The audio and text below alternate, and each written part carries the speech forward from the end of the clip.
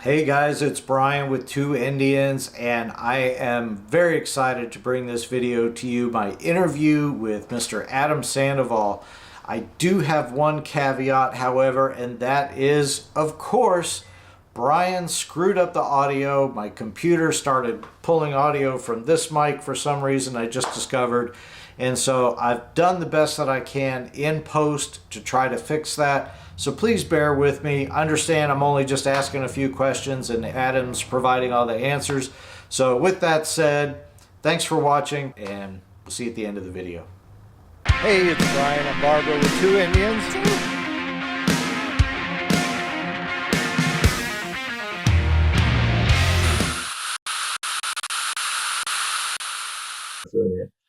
All right. So Adam Sandoval, world record event planner, prolific two-wheel traveler, lover of Chihuahuas, unbelievable fundraiser for our veterans. Welcome to Two Indians. Thank you so much for joining us. Thanks for having me on, man. I'm excited to be here. You know, when you're in the social media industry, you know, you always like to see what other people are doing with their channels and the messages that they're putting out and how they, you know, conduct everything. And I enjoy following y'all. So it's an honor to be here today. Oh, that's cool, man. I really appreciate it. You know, I was going to ask you that question later on if you do get time to do that, because I have a hard time following up with the other channels as well. Yeah, you know, I do. I try to stay on top of it. You know, I don't catch every video, but I try to, you know, I schedule time every week to just do basically R&D, see what other people are doing, look at their channels, see, you know, it's great for creativity. It's great for inspiration. And it's just great to see what the industry is doing, because this whole social media motorcycle genre is a fairly new thing, I think, for all of us. And it's really great to see how it's grown. Yeah, it really has. And there's a lot of great talent out there too. There's a lot of really good content providers out there. There is. You know what everybody's first question is, right? What is it? How is Scooter doing? Scooter's great. I say great. I mean, he's a 14-year-old Chihuahua, and you know, that's a tough time. It's getting up there, and health is certainly become our primary focus with Scooter. He doesn't ride as much as he used to, and it's more about just, you know, I got I got bottles of medications that just sit on my countertop, you know, because he takes medication 2-3 times a day every day. And, you know, but we do what we can to try to keep him healthy. And I think given his situation and his diseases, I think he's doing pretty well. That's good to know. Good to know.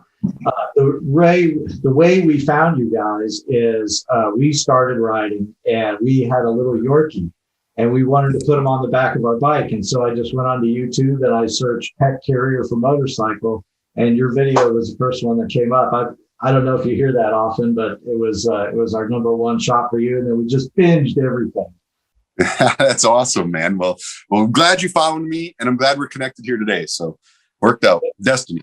So are you traveling now? And if you're not traveling, you know, what's a typical weeknight or Friday night look for you? Friday night. So Friday night, I don't stay up late anymore.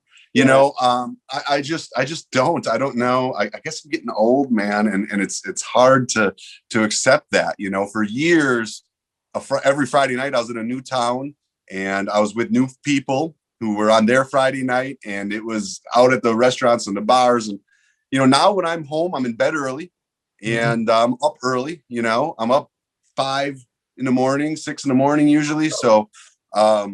You know, I'm usually in bed by 9 or 10 o'clock, nothing really exciting. Now, when I'm out of town, it's a different story, you know, because I'm documenting restaurants and bars and the culture and the scene. And those nights tend to run really long. So that's why I enjoy the times to go to bed early. People don't realize what a lot of work that is, actually, because when you're out, you kind of have to entertain and have to film and do all that stuff, right? There's no doubt about it, man. You know, it's definitely work. It's just work that I enjoy. You know, a football player has to go to practice every day in order to play on the weekends. It's still work. You know what I mean? Even though it's something he enjoys and he loves, you have to be there and you have to do it, whether you're having a good day or a bad day. And, you know, it's much the same for this. You know, that's how I look at it. I look at it like I can do my sport for a living, right? My sport happens to be motorcycles. So, you know, it is work. And it's tough sometimes when you get too many days in a row out on the road, and every day you're in a new city, and every day there's new people who want to have a new experience.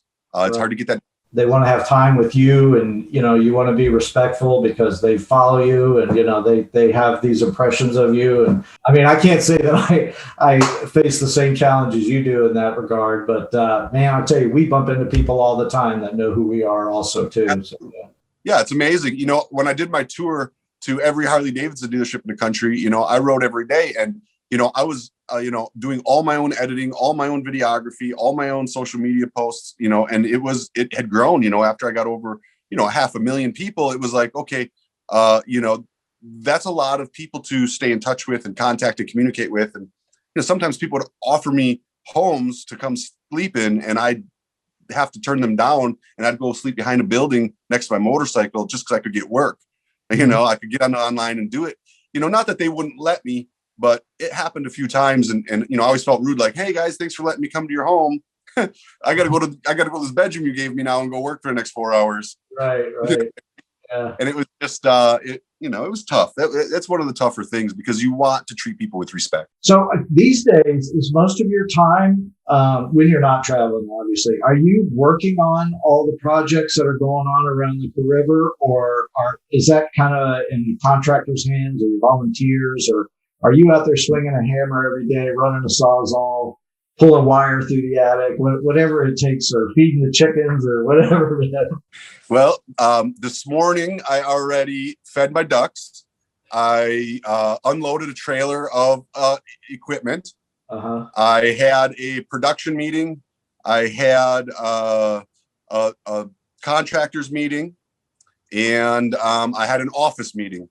So meetings and physical labor. I mean, that's this morning. It's 10 a.m. So, and I've put about 2 hours into social media, answering messages and stuff like that already today. So that's just the way it goes. That's the name of the game. I'm blessed. I have just been surrounded by amazing people, and I've got amazing teams that are running a lot of the different departments that are part of what we're doing here. So mainly I'm meeting with them, getting updates, making decisions, and then my downtime is when I get to go out and swing a hammer and pull some wire and do some stuff like that. So the physical activity of manual labor to me is like riding a motorcycle. I mean, it helps me. I love it. I don't get to do as many projects as I'd love, but I've spent weeks, 40-hour weeks, multiple of them, swinging hammers on my tree houses. I built my stage with my own 2 hands and a buddy. I built the deck around my clubhouse with one buddy and myself. I built all the decking and facilities for the glamping tents we've got here with me and 2 buddies. Yeah, I mean, I like to get my hands in it every chance I get. I don't get to do it as much as I'd like. Right. Okay. All right. Fair enough. So going back to when you started all this, which is, I think, about 6 years now? Yes, so, man. Yeah. 2014. Yep. You have a bad breakup. You got all of a sudden a desire to do something bigger in your life, which had started even before the breakup. And, this all comes from your book, Inside My Helmet, which is a great book, by the way. Barbara gave me this for Christmas a couple years ago, and I really enjoyed the read. The first chapter just grabs you, right?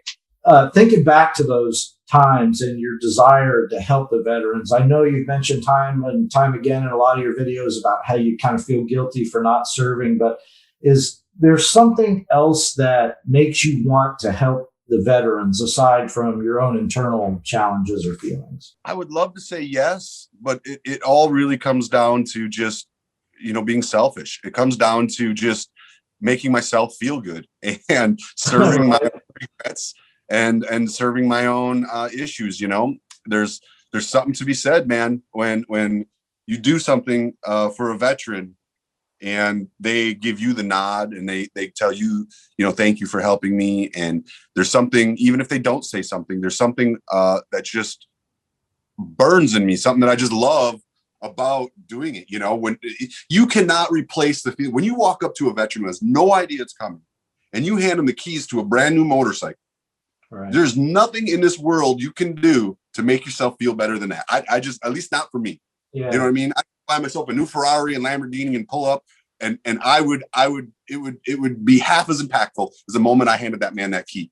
And it's just, it's just something that makes me feel good. So that's something that's funny because, like you say, you're doing this for your own selfish reasons, right? But you're doing it because it helps so many people. I mean, it's a win-win for everybody. It is, man. It's just a win-win. And the motorcycle community, I mean, is just behind supporting the veterans greatly. Yeah. And I love motorcycles. So it's just all around, it's a wonderful relationship. And I think that's why we've had success with it. It's just been very organic. It's been very real. There's no, we're not making things up to try to make them better than what they are. We say what we're trying to do, and we go out and we try to do it, and we document that. And I think that's what's done the success. I think, and that's my advice to most YouTubers or social media people is, and some people follow it and some people don't, is just be real. Just be you. If you try making up a character, you're always got to be in that character's. No, listen, I can't tell you how many times when I first started the channel, people said to me, oh, you should try to do more of this and try to do more of that. And I'm like, that's not me. That's not who I am. I have to be exactly who I am, and people will like it or they won't, for better or worse. Yeah. That's exactly right. And there's a lot of people out there, not a lot. There's a couple people out there who don't do that. I mean, they're trying to put on a show or whatever. And, I think of a couple right off the top of my head. It'll always stunt them in the long run. You know what I mean? Yeah. Because it'll stunt their growth because people see through that stuff. People come here and, I'm not filming and I meet them here at the campground. And, it's another thing that I absolutely get a high off of is, they'll come here and I'll meet them, we'll hang out and, they'll be like, I always wondered if you were really like you are in your videos. And they're like, there ain't no cameras around and you've been here all night and it's the same. I'm like, yeah, man. I'm like, that's I didn't start a YouTube channel to be where I am today. I started a YouTube and Facebook channel to document what I was doing and try to help raise more funds for something I cared about. And it turned into, I didn't even know this was a profession, That's a question I have for you is you primarily started on Facebook, right? To just draw attention to your goal of doing the ride to all the Harley Davidson dealerships. At what point did you realize, hey, maybe I should be doing this on YouTube? And then at what point did you also say, oh, damn, I need to learn how to edit videos, right? I would say about 2 years in is when I started doing YouTube. So I've been doing YouTube for maybe 3.5 or 4 years. Mm-hmm. 2.5 years I started doing YouTube. It was way behind. By the time I did YouTube, I already had 500,000 followers on Facebook. Right. I realized at that point, about 2 years in, that there's the potential of this being a career and being able to do this for the rest of my life. Mm-hmm. And that to me was just awesome. It was just mind-boggling because there really wasn't anybody I was aware of that was. I didn't know it was a job. I didn't know that companies would want to get involved. I didn't know. Right. The companies I got involved in that first year or two, in my head, were only getting involved because they wanted to help the cause. Later, I learned about the exposure aspect of it, and that, is a whole nother ball game. But it just started real organic like that. So there's a point in your book early on where you're talking with your dad. You're asking him if you should do this, right? If you should sell everything, whatever. And he says to you, if you don't do this, you're an idiot. And I'm wondering how many times were you on a 500-mile ride between dealerships going past cornfields, or you walk into a dealership and there's nobody there, and you're riding in the snow or whatever, were you saying to yourself, I am an idiot, right? Why am I doing this? I mean, there were a few. There's no doubt about it. I can think of probably 2 or 3 times that I really thought about quitting, where it was a serious discussion I had with myself. And then there's, another dozen times where I'm like, this is not what I thought it was going to be. You know what I mean? Where I was just, I wasn't thinking about quitting, but I was like, what am I doing this for? Looking back, the beginning, I didn't really know the potential was, right? I didn't know what it could be. So ignorance is kind of bliss kind of thing. There were some bummers and some disappointments, no doubt, as there are with anything in life. But like, I remember sitting down in Midland, Odessa, Texas. Okay. And it was my first time driving across the country. It's my first time riding a motorcycle in Texas. The weather was shit. I was new onto the road. I was maybe a month or two in. I hadn't raised much money, and this group took me out to dinner. And they, I think it was the Hog chapter at Midland, Odessa, Texas. The Harley Hog chapter took me out to dinner, and they gave me my first big check. Now I'm not going to lie and say I remember exactly what it was, but I want to say it was like $800, $1,000, and they donated that to the charity for my on behalf of my ride. And for me, I remember being at that dinner and tearing up. Yeah, oh my God, I can't believe this. I didn't know that a year later, I'd be doing events where I raised $15,000, $20,000, $50,000 for veterans. I had no idea. So, and what they did there was huge. It was the biggest thing I'd gotten at the point. So, I remember that like it was yesterday, man. I mean, those people, that was a turning point for me where I was like, wow, this is a big deal. I think the whole month before I'd raised $400 or something, Right. So it was neat. That's a big thing. Yeah. So one of the things I've always wondered about was just your whole production method and stuff, and not now, but even going back to the beginning. I did see a video one time way back when you were in a hotel room and you just showed everybody all the gear that you use, when you're shooting, etc. But I'm curious, what do you use, or what did you use to edit back then? So, truth be told, when I started, it was just GoPros and cell phones. That was it. And they weren't even new GoPros. They were old GoPros that somebody had, given me. Right. They were very, very simple. I didn't have any type of timeline or storyline or structure. They were just kind of very random. Video wasn't big. Video wasn't a big. I wasn't videoing my day and showing all the aspects. I was just, here's a moment and showing it, and that could be very random. So it's inconsistent. And, I think some people really like the authenticity of it, but I think other people really like to have something consistently they can follow. So there's, again, like you said, you can't make everybody happy. Editing, I have, and still to this day, use the same thing. I use iMovie. It's a free software. Okay. Yeah. I use iMovie, I don't even have, now when I have people helping me, they usually use Final Cut Pro. Okay. Okay. But if it's just me and I'm editing a video tonight, I'm going to edit it in iMovie. Okay. So you still do edit then, huh? Not really. No. I mean, even sometime, I'm honestly surprised to hear that. I figured, right now you're just delegating that to a team and that's it. Man, no, I mean, it goes in waves. I mean, there's periods of time, if we're doing like a big media push, like if I'm doing 60 videos in 60 days, I'm not editing. Yeah. You know what I mean?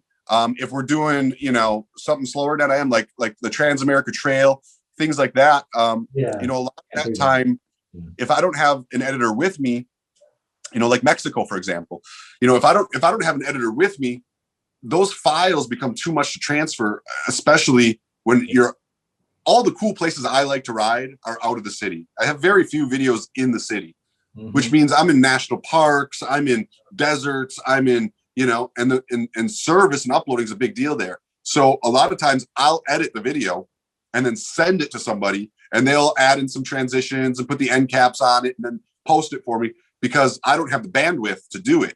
Sure. But I also don't have the bandwidth to send them all my raw footage. Yeah. So I'm still editing. Right. You know what I mean?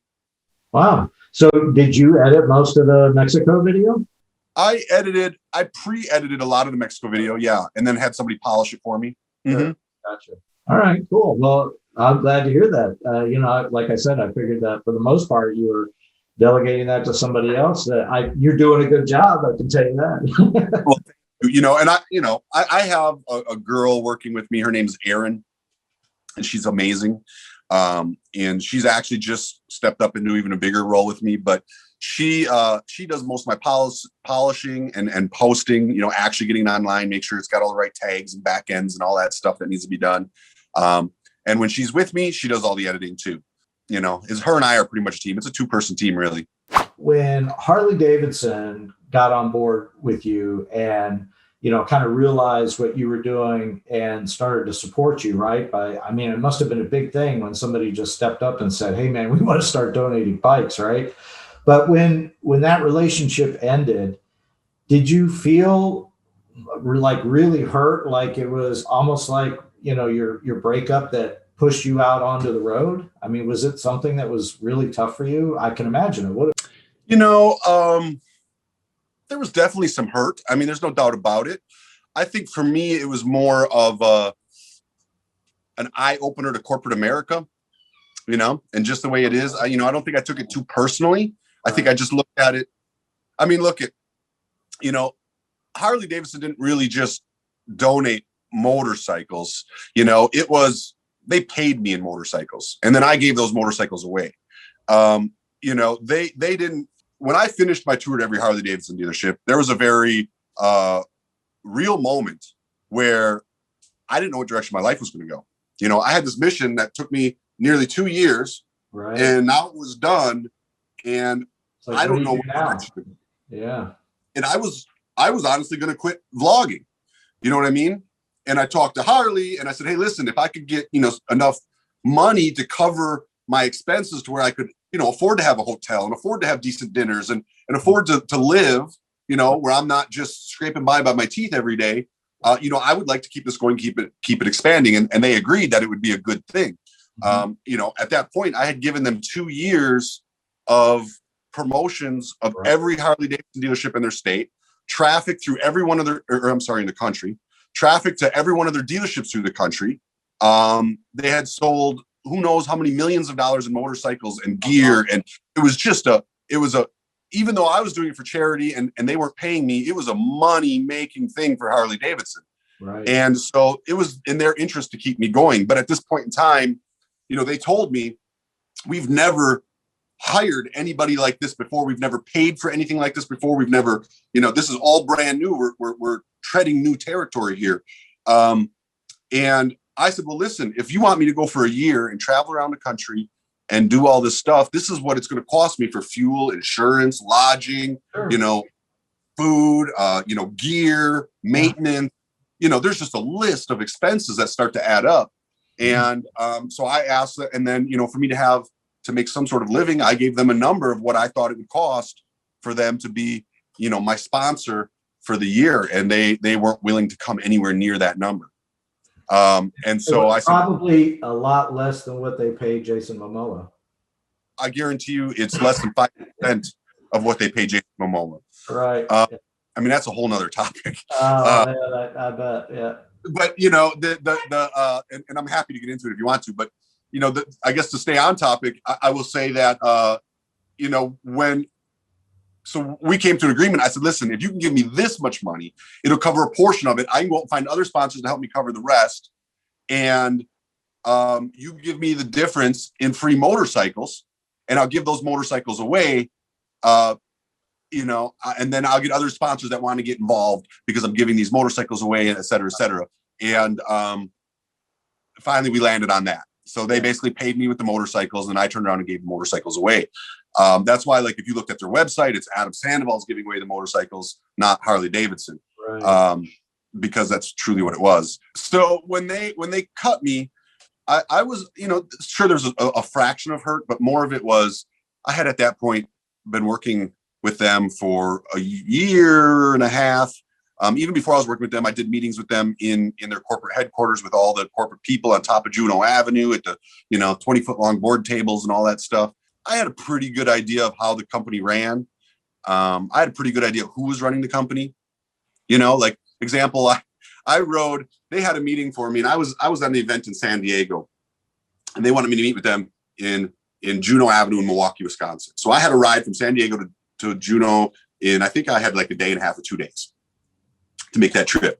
Right. So I was banging out 800, 900 miles a day to get up there. Wow. And I roll in on time, arrive 30 minutes before the meeting, park my bike out in front of Juneau Avenue. I'm in my leathers and my dirties and everything. And I march up into their office with Scooter on my back. And I sit down at the table. And, you know, at this point I had hit every Harley Davidson dealership in the country at that point.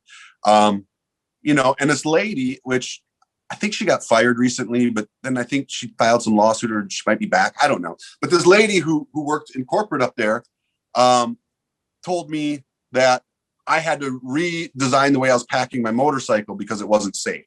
All right. And you know, I work with a lot of companies and I do a lot with corporate businesses, but I treat them and I'm honest with them the same way I am with anybody. And I just looked at her and said, listen, I've ridden this pack cross country 14 times in the last 20 months. Yeah. And I've never lost a bag. Yeah. When's the last time you rode a motorcycle further than 50 miles? I learned that the people running corporate Harley Davidson aren't real motorcycle people real early. Yeah. They're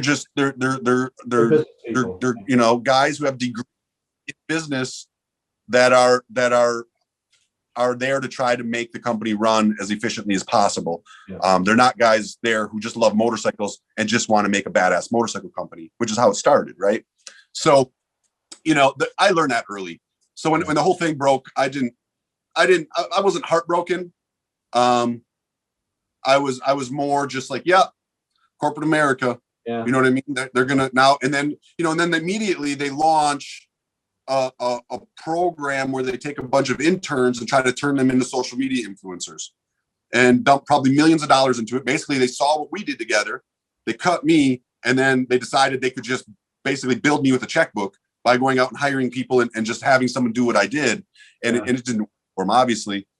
Some great guys on there and nothing against people that did it. But bikers aren't just that gullible all the time. You know what I mean? You can't just throw a million dollars, make a social influencer. It don't work that way. You got to earn your stripes. You know what I mean? And you got to get out there and do it. A lot of guys that follow me because of how much time I've put in the saddle, not because Harley Davidson said my name on their website.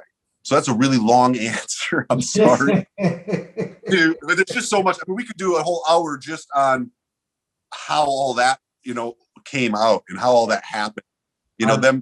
Before they fired me, they told me that they I say fired me, dropped my contract, call it what you want. Sure. They told me, we were in a 4-month argument because they told me I wasn't allowed. I had to drop all my other sponsors to renew with them. Right. And I wasn't willing to do that. These other companies had helped me. You know what I mean? Like Law Tigers. Yeah. Dude, I rolled into Law Tigers with a fractured pelvis. I rolled into Sturgis. I had never met them, and they put me up in their corporate house and gave me a place to sleep and try to get better because I was injured and still on my mission. I'm not just going to turn my back on that guy because Harley Davidson tells me, no, you can't have any sponsorships outside of that. Yeah. Right. Well, I would love to ask you about the whole Jason Momoa thing, and I'm sure a lot of our viewers would like to hear about that. I don't know if you want to get into it, but I don't know how I would make that transition. I got no problem getting into it. You're the first person that's actually asked me about this type of stuff. Most people, I think, just steer clear of it. I think they're just nervous, maybe what I'll say or what. Listen, I did an event where I was riding. This is very relevant to Jason Momoa. I did an event where I was still on my tour to every dealership, and they had a Willie G exhibit being released at the museum. And I happened to be in Wisconsin. So I rode from, I believe, Vandervest in Green Bay, past like 6 or 7 dealers down to the museum. And I was stopping at every dealership along the way and picking up riders. And we were riding down to the release night of the Willie G exhibit at the museum. Big deal. Uh-huh. And, at the time I had probably, I'm going to guess, I had maybe 200,000 followers. Maybe a little more. I don't really know for sure, but probably somewhere around there. And it was a big deal for me. It was a big deal for the people that were riding with me. It was a big deal. We were raising money for charity in it. And, we got into the topic about when I ride with all these motorcycles, where we're going to park, where they want me to set up, because and I wanted to set up to share my information about my channel with other people that were going to be at this museum. And, one of the people on the phone when we did it said, no offense, Adam, but when we have celebrity guests at things like this, we have people like Jay Leno. Okay. And I was like, oh, sorry. You know what I mean? They didn't want to, you know what I mean? And that's just the mentality. But what they don't understand up there is, to the riders, some dude who gets on his bike and grinds out for 20, months straight, every single day, rain, snow, shine, and traverses the entire country and raise a bunch of money for veterans, to a biker, there's an attachment there and an understanding there and a connection there that you can't get just by putting a guy on a Hollywood screen. Yeah. Well, besides that, Jay Leno is only going to buy so many new road glides, right? And the guys that were riding with you, they're the ones that want to buy them. So, maybe they should cater to them, right? I think they think more guys care about Jay Leno because he's a big name than they care about the local guy riding a motorcycle breaking some world records. You know what I mean? I think they think they're in a very Hollywood mindset. And this is where it comes back to Jason Momoa. Jason Momoa might be a great guy. I've never met him. I don't know. But he may be really a motorcycle enthusiast, or he may be doing it as a persona. I don't know. But I do know that, like when they did that big bike release, they started giving them to all these different rappers and these different actors and these different famous people. They thought that would be, that would make people want Harley because these famous people want Harley, but they don't realize that the Harley culture is the exact opposite of that. Yeah. We don't care about that stuff. We want to see some dude do something crazy on a motorcycle that we dream of doing, that we can live vicariously through or be a part of, or earn respect. It's like I said earlier, you got to earn your stripes when it comes to motorcycle culture. And I don't think the guys in corporate get that. I don't think they've spent enough time on the ground with bikers to get that. Yeah. And so they keep investing and dumping all this money into these, logos on the Milwaukee Bucks jersey and big logos in the center of the UFC cage and Jason Momoa. And they're investing millions of dollars. And they could own every guy out there like me and support them and really build inspiration and build culture, which is what made Harley what it was. Yeah. For less money, and they just don't get it. They just don't, man. They're hiring people out of Starbucks and putting them in decision-making positions at Harley Davidson, and it hurts them. And I just don't understand how they don't see it. Their dealers know it. I go to all their dealers. All their dealers get it. Those guys got their boots on the ground. They understand what's going on. But these guys in corporate don't listen to the dealers. I work with several people now that used to work in corporate Harley, that got canned by corporate Harley because they wanted to get behind influencers and they wanted to do grassroots organic stuff. And Harley's like, no, we want Milwaukee Bucks.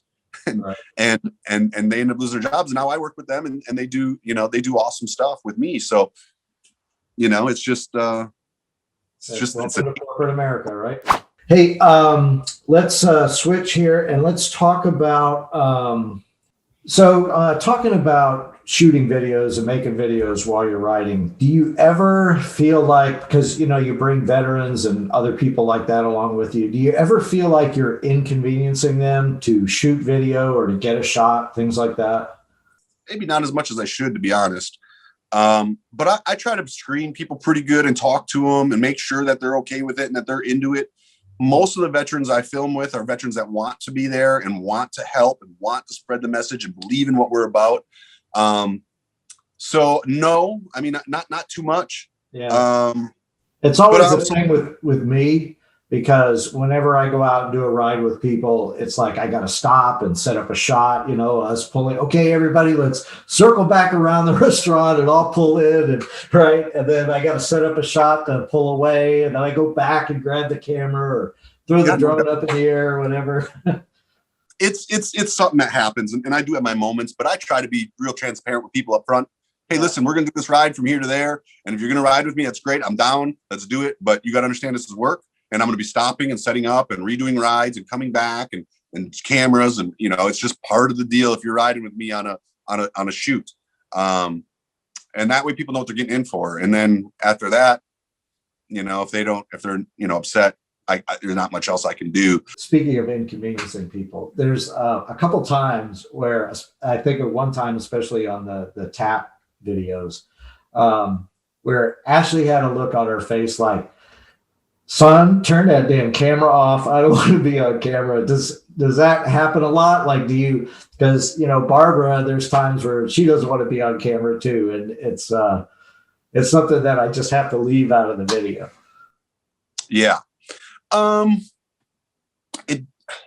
Ashley is really unique in a lot of ways. And this is one of them. Her social media is her and her family. She doesn't want nobody else on there. She doesn't want to grow it. She doesn't want to be on social media. She was with me, and didn't really, she's only recently started getting in my videos more and more. And it's been a process to get it to that point. She doesn't really enjoy filming videos. She doesn't really enjoy the stopping and starting and the cameras. She doesn't enjoy being in the limelight. she really is, and it's, you know, it's one of the things I love about her. You know, because it's, you know, you look online and you see what some of these girls are posting, and it's like, my God, how would you like to be in a relationship with someone like that? You know, I mean, I just couldn't do it. She's very real and very, it's one of the things I love about her. It makes it a little bit difficult for videos because people want to see her in videos. Yep. And if she's in a bad mood, she'd be like, I don't want to be in a video today. Or if she's just not feeling right, or she wants to have a different experience, she might like, I don't want to be in a video today. And, you know, I might be in the middle of a 3-day video series with her in it. Now all of a sudden she's not. Right. I mean, explain that to your audience. It's a very difficult thing from a work standpoint. Yeah. But, you know, she's there because I asked her to be there, not because she wants to be there on the camera. And we roll with it. Yep.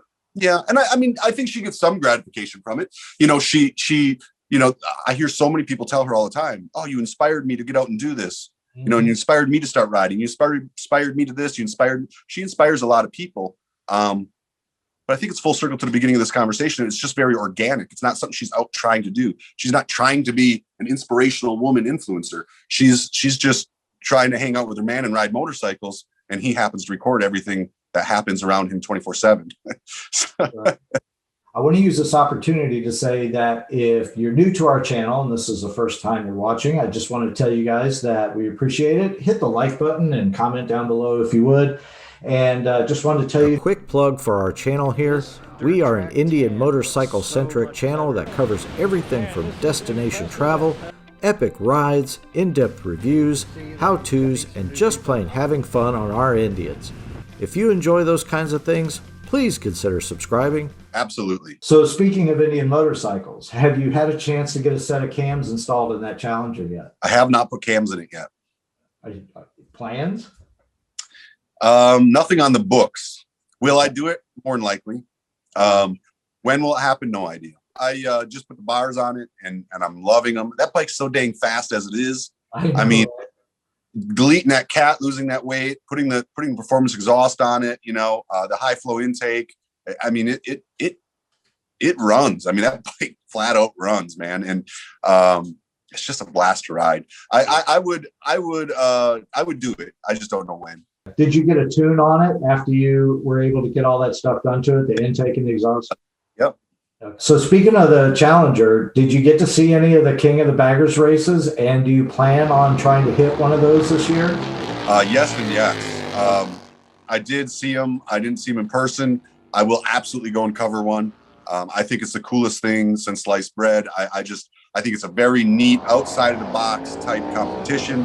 And I think that with the performance bagger wave that's going across the world right now, I think it's right on time. So yeah.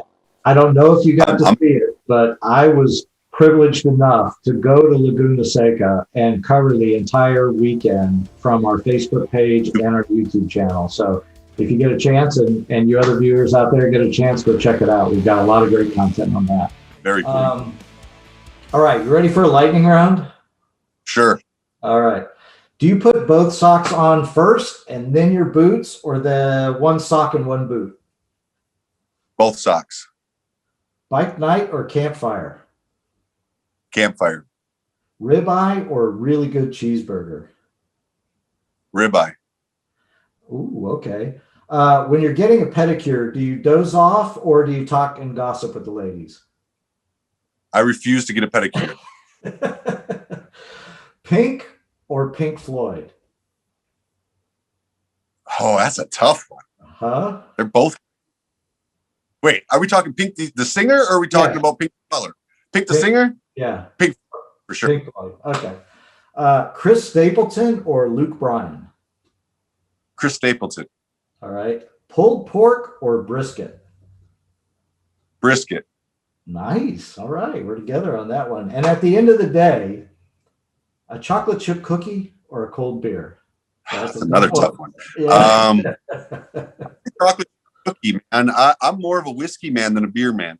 So that's it for the lightning round. But I did want to ask you, do you have to look for your wallet and keys every day, or is that just me? No, I use a chain on my wallet and I always know where it's at. It's always on my pants, on the floor, wherever I took them off that night. Gotcha. Do you ever go through your old videos and like wish you could just pull it down because it's so awful or so bad? No, no, I struggle with pulling videos down sometimes, but never because they're awful or bad, but maybe because I changed my point of view since then. Maybe I got more educated. Maybe things in my life changed, and I don't agree with the statement that I made at that point in time. Right. I've got videos I'd like to take down because I endorse and promote people that I don't think are good people to endorse and promote.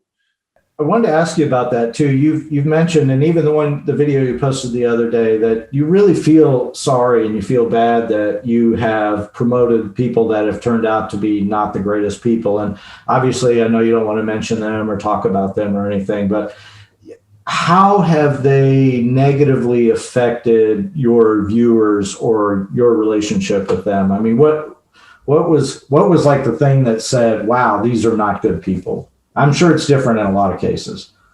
Well, I don't have many. I mean, out of everybody I've worked with on camera, I mean, there's probably 3 people that I would never work with again. And I've worked with thousands of people. Sure. The biggest one, right now is, there's a guy, I won't say his name, but, I took him on a trip. Just not that they impacted me personally.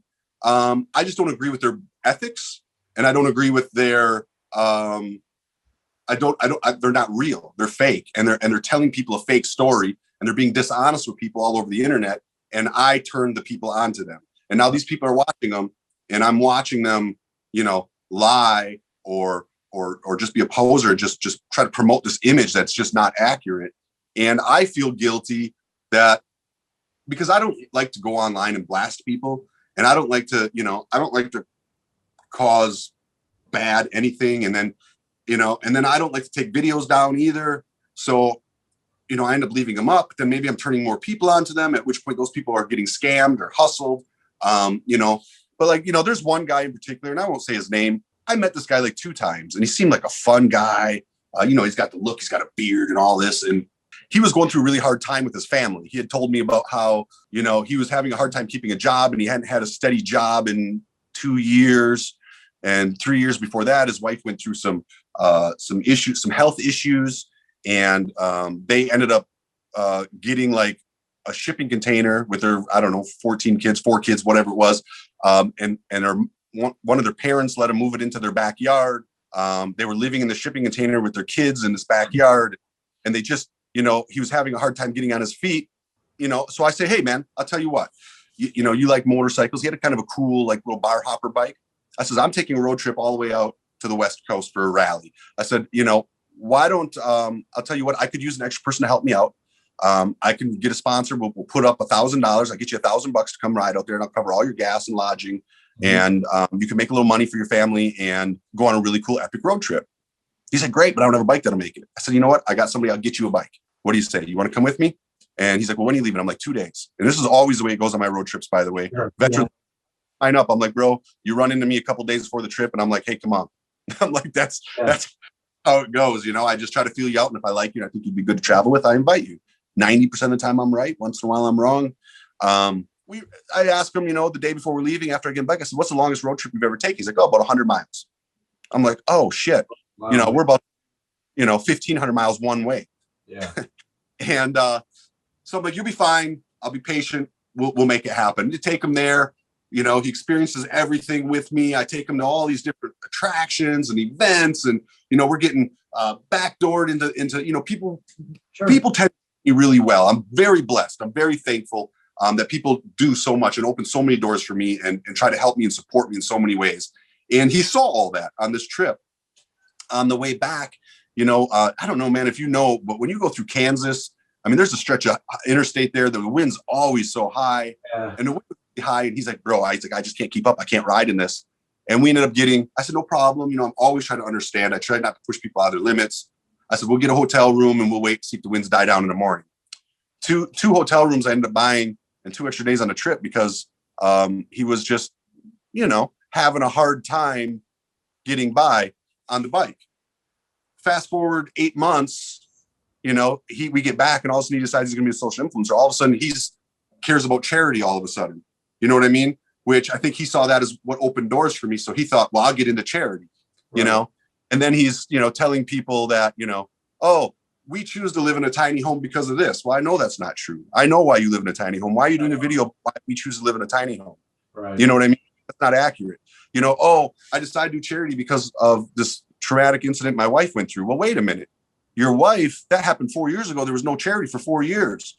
All of a sudden you go on a trip with me. Yeah. You see the benefit of the goodwill work I do. And now you're trying to say that you're doing this goodwill work because you think it'll open up doors for you, not because you really care about doing the work. He's not doing right. It reasons, yeah. So 8 months later, he's got this YouTube channel. He's pushing all this stuff. And then he tells me, I see him on videos. Well, I'm a real biker. You know, I'm not corporate like some people. I don't have these corporate, sponsors, and I'm a real biker. You're a real biker. And I'm not. Wait a minute. What happened to me stopping 2 nights for you because you couldn't ride across? I didn't give you no shit for it. Yeah. But now later you're a real biker and you're doing the real biker thing. I mean, it's just very persona, fake, phony. It's not real. He's hitting up my friends and stuff that follow me that I know. They're coming back to me like, man, this guy's asking me for money to help him buy a motorcycle. This guy's asking me for this, for that. Should I help him? Yeah. Hey, oh man, listen, if you want to help somebody, but this is no means me asking or helping him ask you for money. You know what I mean?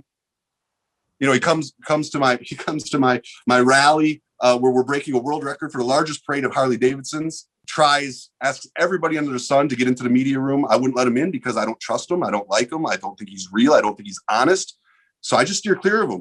Mm-hmm. But he asks 5 different people coming, hey man, this guy really wants to get in. This guy really wants to get in. I'm like, no, I don't want him in here. I don't want nothing to do with him. If he wants to be at the event, fine, but I'm not associating with him. Next day, he's on video. Yeah, I'm a real biker out here with you guys, not in some VIP room, some people. They're hosting the event and they're in Vietnam. Well, wait a minute, dude, you tried like 5 times to get in that room. You couldn't get in. So now you're going to go tell everybody. Same thing with, the weather. It was hot as blazes, man. And we're in an airport, no cover. And, that room we used to make a lot of decisions, like to get more water and things like that, which we did, but he's out in that field trying to get in every video. Hey, you want to take a picture with me? Come on, let's take a picture for your social media so you can promote me. He's out there just glad handing everybody. But then the next day he gets on his YouTube and he's crying because of how bad he feels for everybody that had to endure the heat. Well, wait a minute. Why were you out there glad handing everybody? Why didn't you get on your motorcycle with all this charity you love to do, ride to Walmart, put a couple cases of your bike and come back and help these people if you're so concerned that you're crying? Why were you out there glad handing? It just doesn't add up. He's just not honest. He's phony. And he'll say whatever he thinks, to try to, and he's burnt business relationships. I've opened up doors for him for business relationships and he burnt those. One guy brings him in. It's like, listen, I do Harleys and Indians, but if Harley brings me to town, I'm not going to go film a video over at Indian. Yeah, right. Sure. I may go back and film a video with that Indian next week. If they bring me to town or they're doing an event or I'm coming for them, but I'm not going to let Harley bring me in and then go film a video with Indian on Harley's dollar. And he would do stuff like that. Dealers would bring him in, put him up, and then he'd go and film with their competitor the next morning before he leaves town. Really? And that's just not the way you do business. Yeah. Saying he's not corporate and then going and sending all these corporate people spread decks to help him sponsor a world record event. Well, wait a minute. Are you corporate or are you not corporate? Why are you asking them for money if you're telling everybody online that you're not corporate? I'm very clear. I work with some great companies I love. So there's just, it's not that he's done anything to me. It's just that he's just not honest. Yeah. And when I run people like that, I just try to stay away from them. Give it all that dirt, by the way. So tell me how you really feel about it. Yeah. Barbara, why don't you come over here and ask a question, Barbara? Hey, Adam. What are your plans for the K River? I love following it. Oh man, so the K River has been it's just a dream of mine. A resort. A biker resort, campground, just a place to unwind and have fun. It is going to expand. I've got some land left to develop. I'd like to put up some more tree houses. I'd like to do some more cabins. I doubt I'll put in many more RV spots, but I'd really like to help grow smaller organic events. We just recently had like this van life event here and it was so cool. And it wasn't huge. It wasn't a big event. These guys were passionate and it was real and it was organic. And I want to help guys like that grow their events, help promote them, help them host them here and, make it a mutually beneficial thing. So help grow more small organic events. That's one of my goals. More tree houses. I'd like to put up another 10 tree houses long-term. and just make it a great venue for people to come and have fun. Nice. Is it going to, I don't know if you've been to Scooter Haven here in Central Florida. I have not. You know, one of my inspirations though is in Florida. There's a little campground I used to go to all the time in Florida. Very exclusive. It's not, you're not gonna find it in the phone book. You got to hunt it out, and it's called it's called that Lucky Coles. Lucky Coles. Yeah, man. Yeah. I used to go down when I lived in Florida, man. I would ride to that guy's place every other month and just hang with him. What a unique character. A great little scene, very small. So that was one of my, you know, that's when I very first said, man, I could really do something. Like I could retire like this. This is relaxed. And, you know, so, and I found a few of those across the country, and I've always said someday I'll have one like that. We ended up a little bit bigger than what maybe I had visioned, but it's all worked out great. I'm very, very happy with the K River, and I'm looking forward to doing more content in the K River.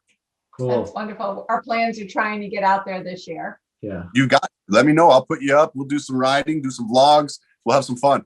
Oh, we'll make it a work. Now. What's that? I said, don't tease me now.